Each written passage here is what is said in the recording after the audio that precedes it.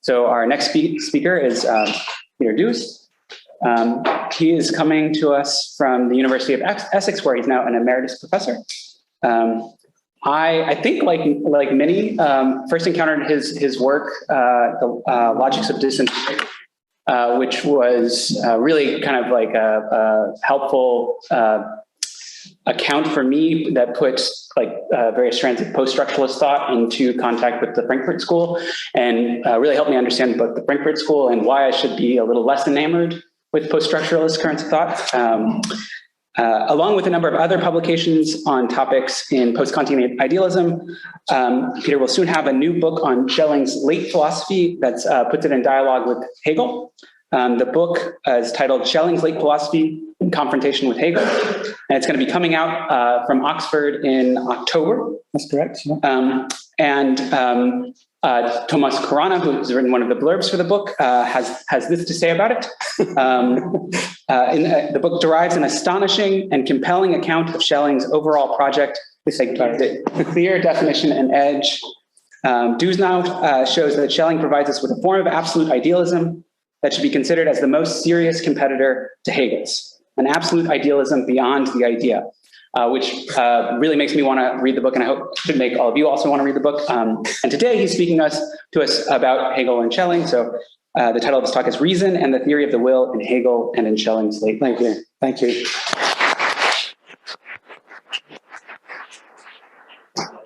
I should emphasize that I did not bribe Thomas. Secondly, he read two of the central chapters in an early draft when he was a colleague of mine in Essex University. So it's not one of these blurbs which is written in total ignorance of the content of the book.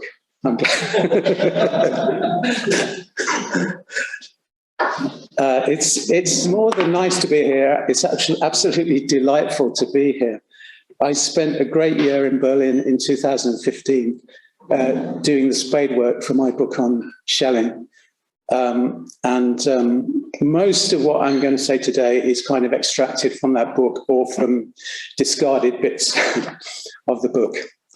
So thank you very much to the organisers for giving me this opportunity.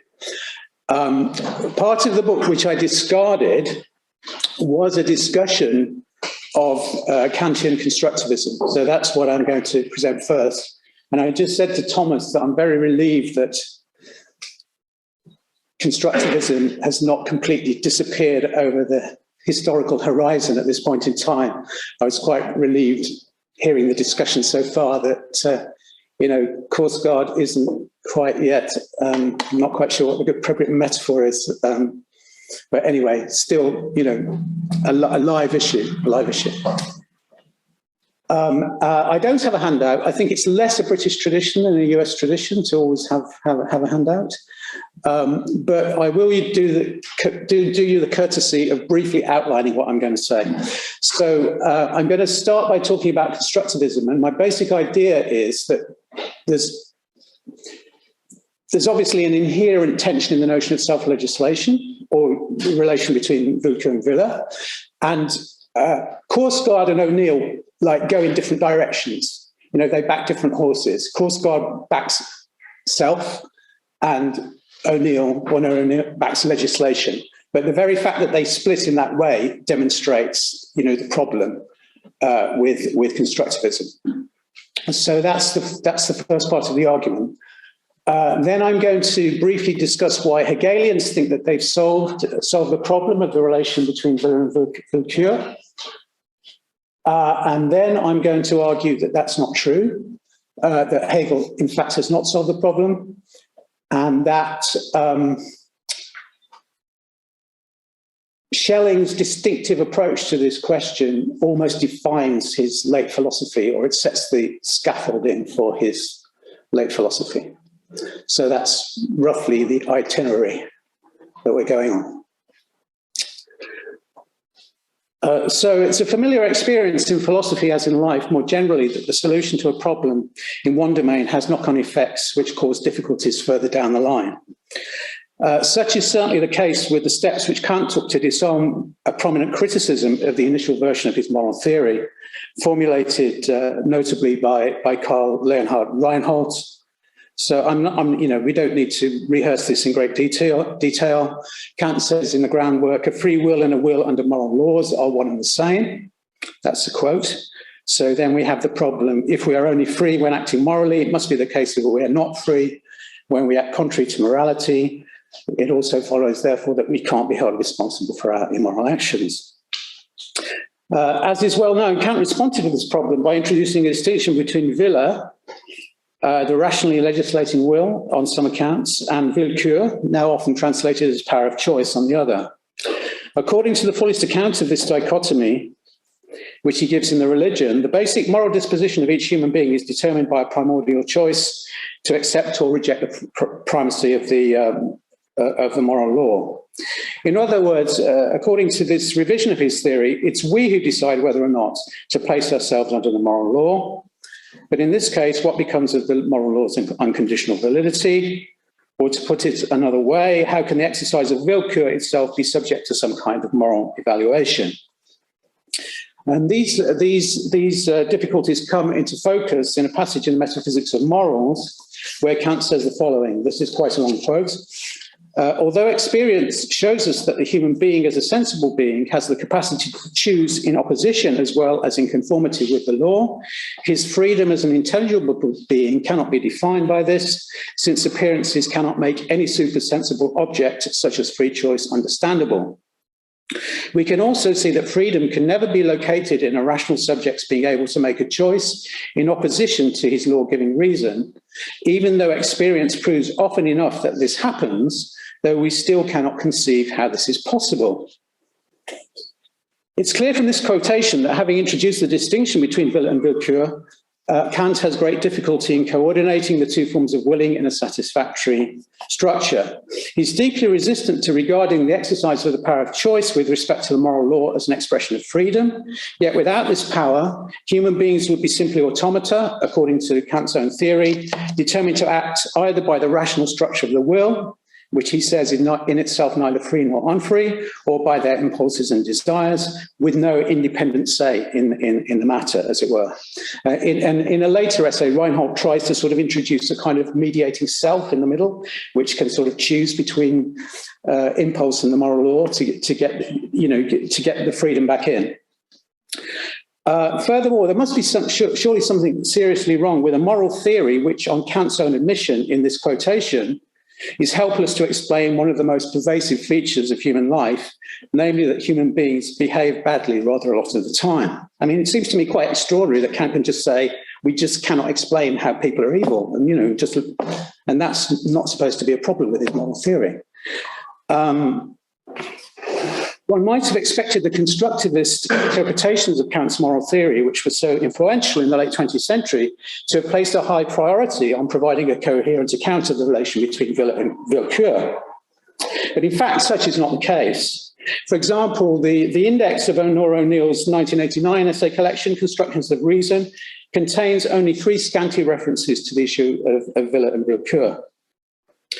And at the end of one of the articles, Action, Anthropology and Autonomy, she declares unambiguously, back to the early Kant again, self-determination, this is a quote, self-determination is a matter not of radical freedom, but of capacity to act on the categorical imperative. And whenever O'Neill says radical freedom, you can sort of sense the distaste, something existential freedom, radical freedom. Oh, yuck! Maybe I'm overreacting, but that's the way I read it. However, in the remaining few lines of the essay, she brings all of Kant's own problems crashing back down on herself.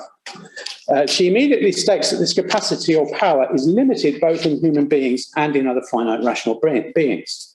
But we can ask why? Why is it limited?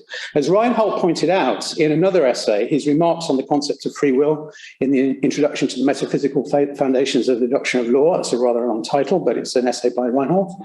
As Reinhold pointed out, if our actions which contravene the moral law are not a matter of self-determination, but are simply brought about by natural causal factors, this entails not only that we are not free when we are not obeying the moral law, it entails that we're not free when we are obeying the moral law, because we have no choice over when those natural factors intervene and prevent us from doing so.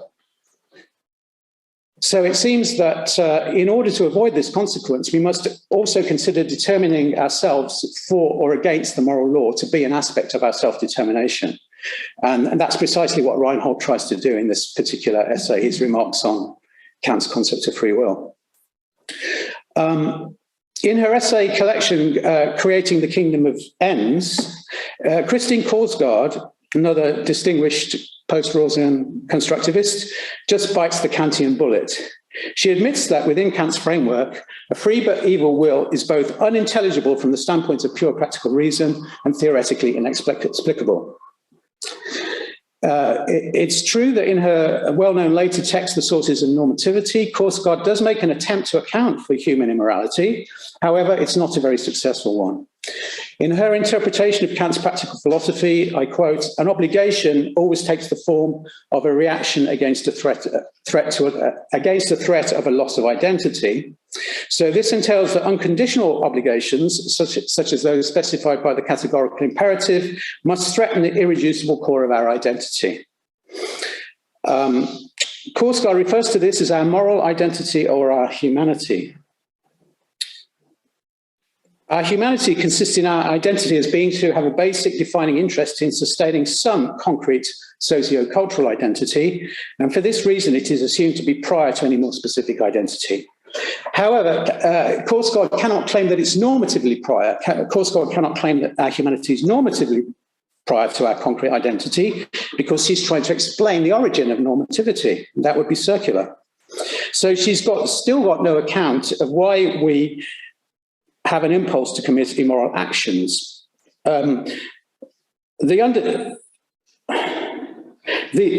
says that the underlying thought there, if we did, would be something like this: you can stop being yourself for a while and still get back home. You can stop being yourself for a while and still get back home.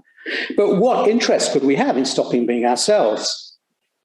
Korsgaard's brief comment, I quote, "Where a small violation combines with a large temptation, this has a destabilizing effect on obligation," does not really clarify the matter.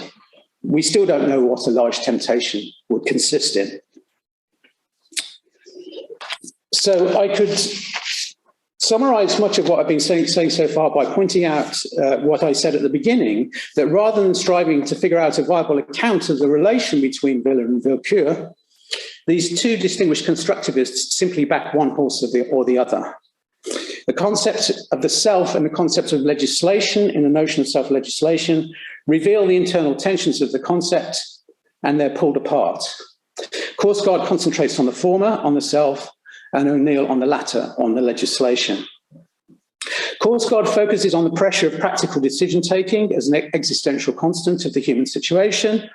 As she states, human beings are condemned to choice and action. I hear resonances of Sartre's, condemned to be free in that statement. She argues that as self-conscious beings, in deciding how to act, we cannot evade the need reflectively to endorse what we do in the light of our sense of identity. And this entails that for Korsgaard, it is not reason alone which can generate moral obligation.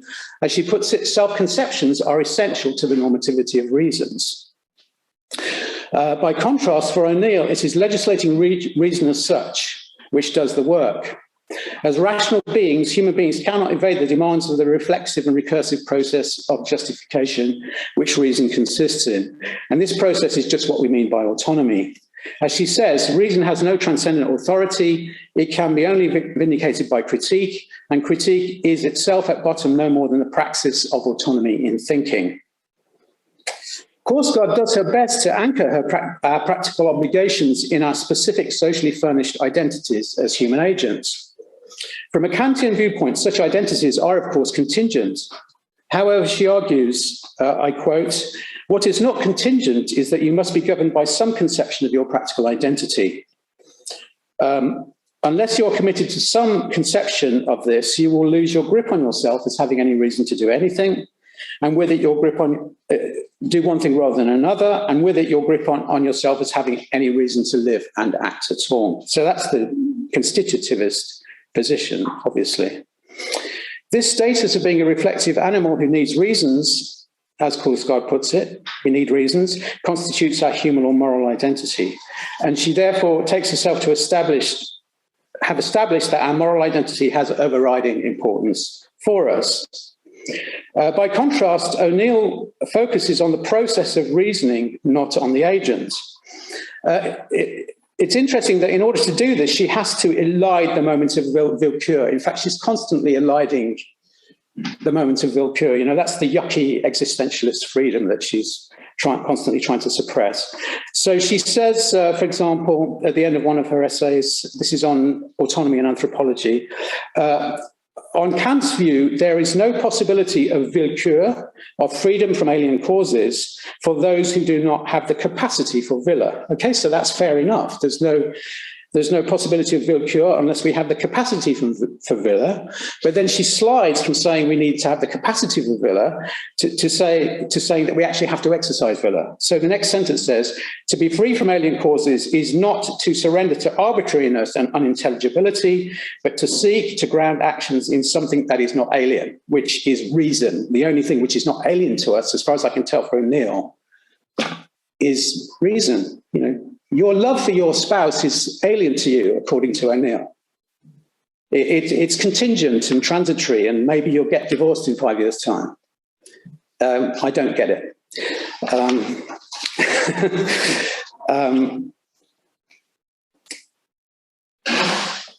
So she's eliding the moment of Willkür there, quite clearly.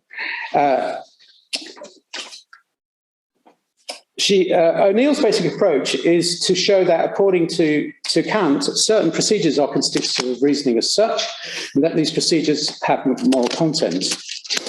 As she says, the only route by which we can vindicate certain ways of thinking and acting is by considering how we must discipline our thinking if we are to think or act at all. And this disciplining leads not to algorithms of reason, but to certain constraints on all thinking, communication, and interaction among any plurality. In particular, we are led to the principle of rejecting thought, action, or communication that is not guided by the principles that others can adopt, and so to the categorical imperative. But as Tom O'Shea has pointed out, O'Neill is forced to concede that we need only be bound by the categorical imperative on this account if we desire to sustain a social life in communication and coordination with others. This is supposed to be a radical constructivism, but it turns out that there's a presupposition is that, yeah, we want to have a social life and we want to be in communication and cooperation. As O'Neill herself writes, the self-discipline of thinking that will be required if there is to be communication among the plurality whose members are not antecedently coordinated, the self-discipline of thinking, which is just described, i.e. the recursive exercise of reason and so forth, will be required if there is to be communication among a plurality whose members are not antecedently coordinated, who form a merely possible community. Okay? So despite her effort to derive the categorical imperative simply from the structure of reasoning, O'Neill has to presuppose an inaugural choice. We want to construct a community. We want to form a community. So choice comes back in through the back door. I was going to say bites her on the bum, but that's probably a bit too colloquial. It is a practical commitment to making community real, which conditions the supposedly unconditional status of the requirement to make our reasoning generally accessible and followable, which culminates in the categorical imperative. Conversely, Korsgaard is keen to dispense with the notion of a moral law grounded simply in rational procedure, which would therefore not be expressive of our identity. As we observed earlier, she says that self-conceptions are essential to the normativity of reasons. So the normativity of reasons is not self-standing on this account. But Korsgaard then has to admit that our self-conception is the source of our capacity for, this is a quote from Sources of Normativity, our self-conception is the source of our capacity for everyday decency as well as and heroic virtue, but also of our capacity for trivial pettiness as well as great crimes. I think that self-conception is, in short, the root of both moral good and evil. So that seems to me to be problematic in view of her overall project.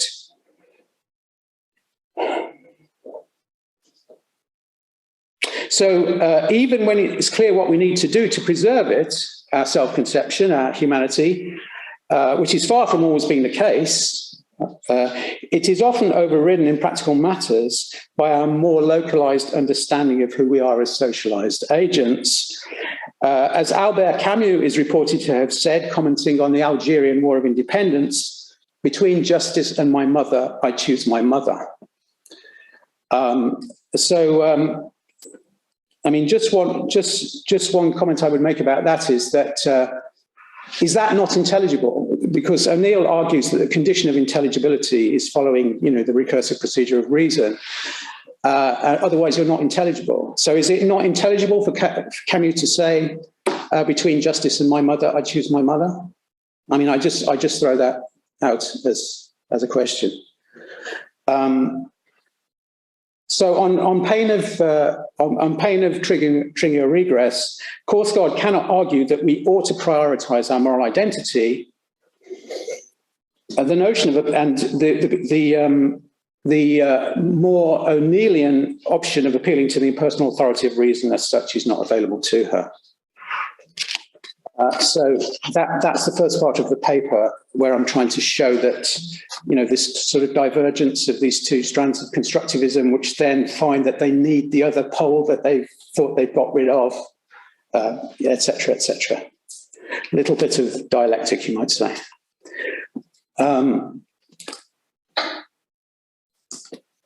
So now I'm just going to briefly discuss the way, the sort of a Hegelian way of approaching this issue. So I now want to consider how these constructivist enterprises look from a Hegelian standpoint. This is not quite as arbitrary as it might seem. Somewhat ironically, given their resolute indifference to the actual history of post-Kantian developments, the energy and originality of the post-Rawlsian constructivists, in fact, reproduce something of the élan of the reception of Kant in the 1790s, not only in the terms of its radicalism, constructivism all the way down, but even in terms of the solutions proposed. And one can, in fact, gain considerable insight into the rationale for the elaborations and transformations of Kant's practical philosophy undertaken by thinkers such as Reinhold, Fichte, and the young Schelling by reading the work of the constructivists. Nothing is to be taken for granted. Construction has to go all the way down until we reach something like Fichte's, an analogue of Fichte's self-positing I. However, in the Hegelian perspective, the problem with the approaches of both Korsgaard and O'Neill can be put in the following way. Korsgaard fails adequately to appreciate that specific practical identities are symbolic constructs which can only be sustained as features of the life of the human collective. She writes at one point in Sources of Normativity, I quote, "A sure sense of self-worth based on the wholehearted endorsement of our practical identities is enough in most circumstances to make life worth living. But what if the social life which nourishes such identities begins to fracture and disintegrate? Or what if it fails to offer a repertoire of fulfilling roles, the ones available feeling outdated and constraining? Think of the pathology of Don Quixote, or think of the 1950s American housewives described in Betty Friedan's The Feminine Mystique. An identity is not something that individuals can conjure up out of thin air. This suggests that the supreme expression of our human interest in the maintenance of our practical identity must be our commitment to the social whole, which nourishes and reproduces satisfactory identities through our participation in its workings." Furthermore, against O'Neill this time rather than Korsgaard, The Hegelian claim is that the collaboration and mutual understanding required for social life cannot be simply legislated into existence. In human life, there never are merely what she calls possible communities, which need to be brought into cooperation by reason. In a halfway functioning society, roles or practical identities are always already distributed and arranged so as to produce some form of cooperation and individual through fulfillment through participating in social life. Through Hegel, social life is the basis of obligation rather than the other way around.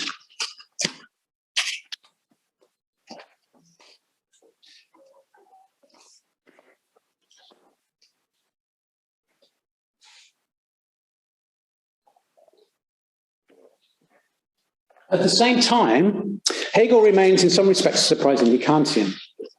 He does not deny the intimate connection between freedom, reason, and universality. But he argues that the universality which is characteristic of a socio-political formation can best be understood by analogy with the life of an organism. And the philosophy of right is pervaded with references to organic unity of one kind or another. So this unity does not take the form of a law which stands opposed to the subjectivity of individuals, but is rather implicit in a shared self-reproducing system of practices which form the subjectivity, the practical identity of social members from the beginning.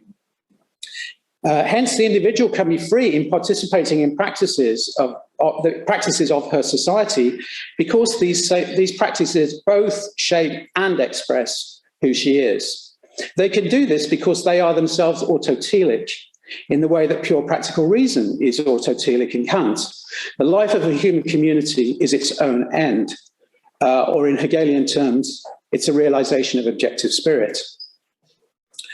Since the practices both shape and express, it does not make sense to consider the norms they embody either as pure practical reason disciplining the desires rooted in our natural constitution, which O'Neill dismisses as contingent, no matter how intimate they may be, or alien, actually, she says they're alien, or as obligations flowing from the need to protect the integrity of an individually endorsed self-conception. In the optimistic scenario, which many contemporary Hegelians are convinced by, this response successfully deals with the difficult conflict between freedom as choice and freedom as law within Kant's moral theory. However, in the concluding section of this paper, I want to throw doubt on this optimism. I will do so first by examining Hegel's theory of the will as presented in the Philosophy of Right. Here, Hegel attempts to show the possibility of a dialectical synthesis of determinacy and indeterminacy, in Kantian terms of Wille and Willkür. I will then consider how the same structural issue recurs at the macro level in Hegel's attempt, the same structural issue occurs at the macro level, in Hegel's attempt to show that human free will is compatible with the intrinsic rationality of the historical process. And finally, I will consider Hegel's attempt to show at the most abstract logical level that the good is not endangered by the vagaries of human practical choice. If I'm right about the ultimate failure of Hegel's enterprise in this respect, this entails that there is something distinctive about the conflict between freedom as the expression of our rational nature and freedom as choice, which is resistant to dialectical resolution, perhaps even to philosophical resolution in general. Incidentally, I mean, there are other philosophers who would make that kind of claim. But I will conclude by suggesting that the late philosophy of Schelling, Hegel's contemporary, erstwhile friend and collaborator, is structured by precisely this realization of the dialectical intractability of this particular relation between determinacy and indeterminacy, or Wille and Willkür. So I need a drink of water, I think.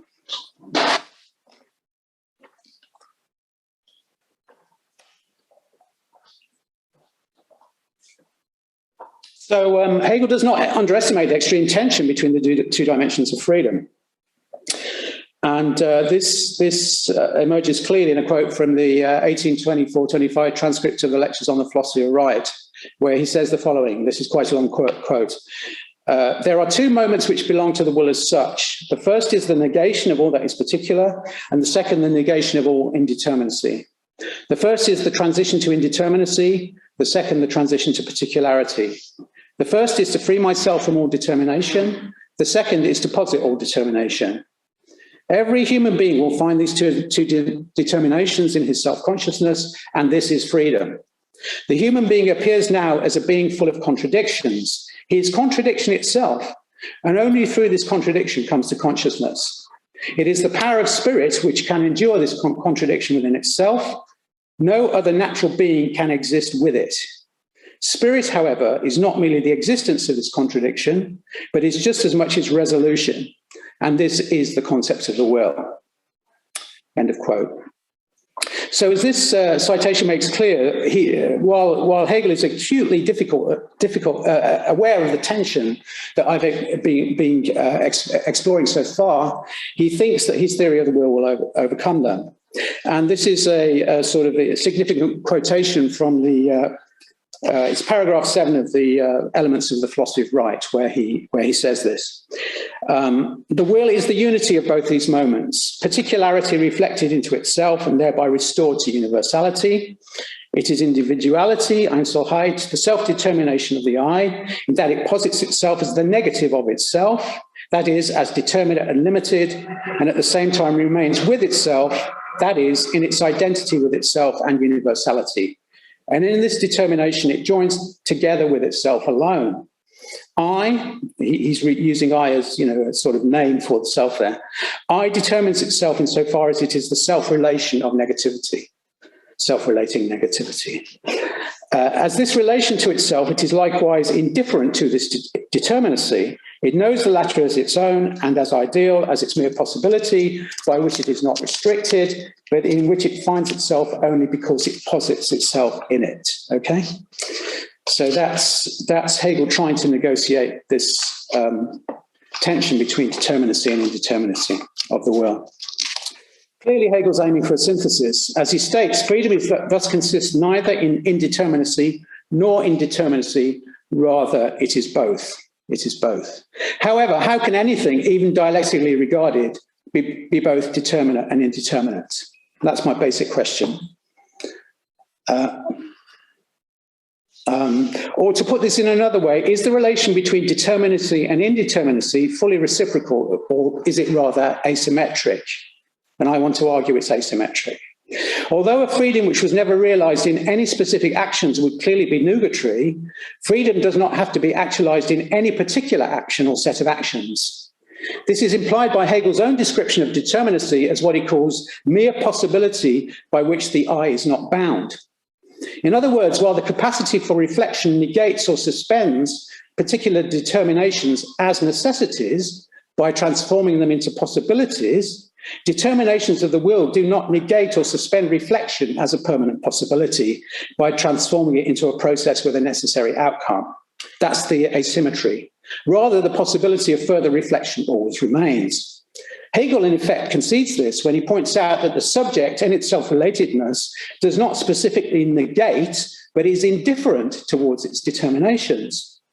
This indifference does not apply the other way round, because socially institutionalized determinations of agency cannot be indifferent to the manner in which subjects choose to behave, given that this may bring about institutional collapse. So there seems to be some doubt about whether Hegel can hold determinacy and indeterminacy together within a coherent dialectical structure. I think this doubt is reinforced if we consider, this is a more concrete example, a passage in the introduction to Hegel's Lectures on the Philosophy of History, where he confronts a problem which he formulates as follows. This is a quote from Hegel. The will of the individual is free if he can determine his volitions absolutely, abstractly, in and for himself. How then is it possible for the universal or the rational to determine anything in history? This problem is clearly analogous to the Kantian problem. How can the moral law have any intrinsic force if it is we who choose to place ourselves under it? In response to the difficulty, Hegel reaches for an analogy, that of house building. He points out that the elements employed in producing the materials to construct a house are eventually limited and controlled by the resulting edifice itself. So this is another quote from the introduction to the lectures on the philosophy of history. The final result is that the air which helped to build the house is shut out by the house itself, as are the torrents of rain and ravages of fire, insofar as the house is fireproof. The stones and beams obey the law of gravity and press downwards, making it possible for the walls to be built up high. Thus, the elements are utilized as their respective measures allow, and they act together to create a product that restricts their own activity. So this is supposed to be an analog for the way in which the confluence of human free wills somehow produces some sort of rational outcome. But of course, the problem with the analogy is that elements such as fire and water do not possess free will in the first place. So it's a false analogy. It's really, the comparison is really an illustration of Hegel's theory, according to which the ultimate supremacy of reason in history is compatible with individual freedom of choice or free will. It does not provide any philosophical support for it. 10 minutes. Yep.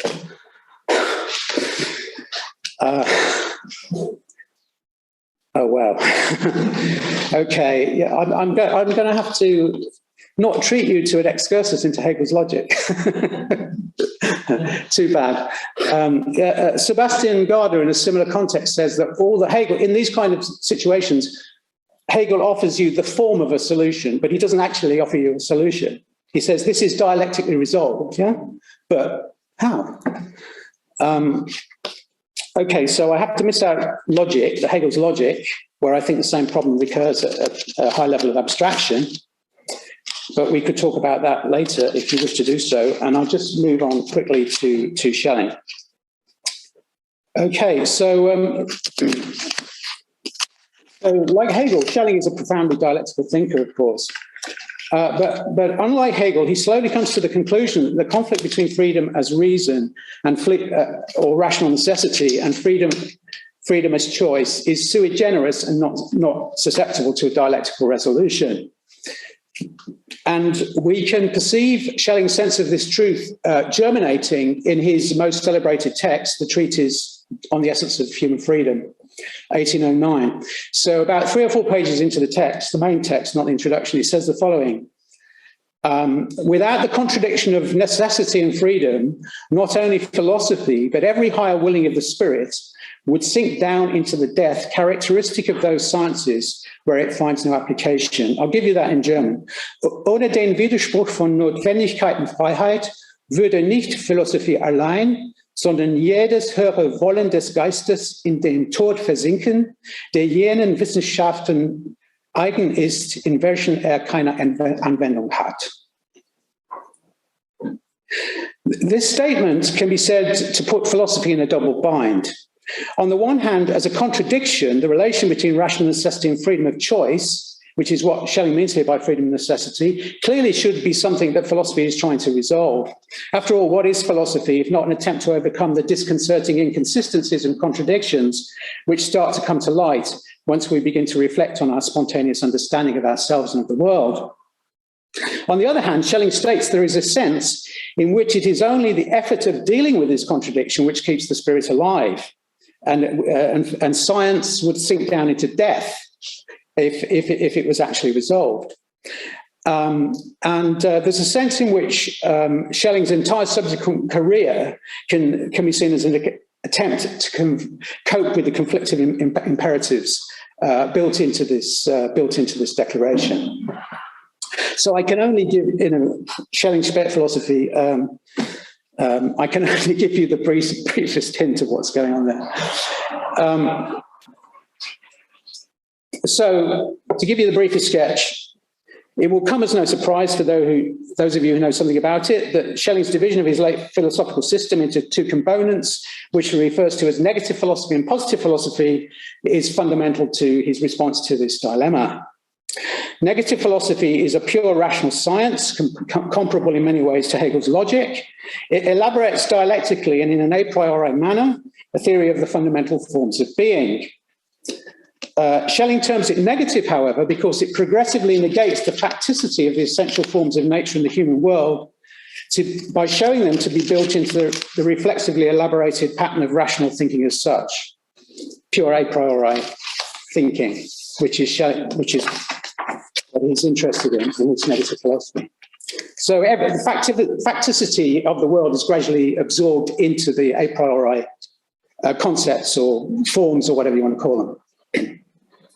However, Schelling argues, even when this process has reached its terminus in the self-recuperating structure that he, like Hegel, calls the idea, although for slightly different reasons, it has still not accounted for the being of the world as such. Reason is now confronted with the sheer existence of the world, which it knows it cannot conceptually derive because it's already run reflexively through the circle of a priori content. Sheer existence is premodal. It appears as contingent in comparison with the immanent necessity of reason's own self-unfolding, yet it also appears as necessary in being exempt from any grounds or conditions, including purely rational ones. This is why Schelling refers to it in what might at first appear a deeply perplexing phrase as the merely contingent necessary process of existing, das nur zufällig notwendig existieren. To put this in another way, Schelling's basic anti-Hegelian contention is that the full self-explication of reason, which in itself is an important and legitimate project, should not be inflated into the self-grounding of reason, which is a different thing, because das Existieren as such lies beyond reason's scope. Schelling often refers to sheer existence as unprethinkable being, das unvordenkliche Sein, or blind existing. Well, I call it das blind existierende, which I translate as blind existingness, where the term blind implies the lack of any ideal or conceptual structure. He states, but precisely with blind beingness, philosophy has come across that which needs no grounding. It cannot be reached from any starting point. Blind existingness is that which strikes down everything deriving from the concept and before which thought is struck dumb. This is the moment of transition from negative to positive philosophy. I just got a little bit more to say. But it's important to stress that what occurs at this moment is in no sense a slide into irrationalism. Or the moment of muteness and paralysis of reason marks only a point of transition. The fact that, as he says, the first science came across something at its end which could no longer be cognized using its method. But this does not entail that reason must be abandoned, but rather it must now be reactivated in a new form. At the start of the positive philosophy, Schelling argues reason, I quote, submits to unprethinkable being only so as to raise itself up immediately over against it, namely with the question, what the unthinkably existing is. He presents this methodological shift both as the appropriate consummation of negative philosophy, disclosing what it sought but was constitutionally unable to find, and as a liberation from it, and a liberation from negative philosophy, an emancipation of reason, we could say. As he states, again, this is a quote from Schelling, negative philosophy triumphs in positive philosophy, for it is the science in which thinking posits itself in freedom from all necessary content. In other words, the repetitive how question of negative or purely rational philosophy, the search for ever more fundamental conditions of possibility, is replaced by a why question. This can no longer be answered simply through reason's own immanent movements, but is addressed to existence as such, by which it is confronted. Reason must now seek to make sense of something other than itself, of what Schelling in his late work sometimes calls das reine Das, the pure fact that anything exists at all. Hence, the newfound freedom which Schelling frequently attributes to positive philosophy, which tracks the factual unfolding of the world, can be concisely described as the freedom of hermeneutic responsiveness, as opposed to freedom conceptualized as an inward turning process of logical determination. And in his first Berlin lecture course of 1841-42, Schelling describes the result of this emancipation as die gelassene Vernunft. And I've had problems translating this expression, die gelassene Vernunft. I've tried reason released from stress, or even laid back reason.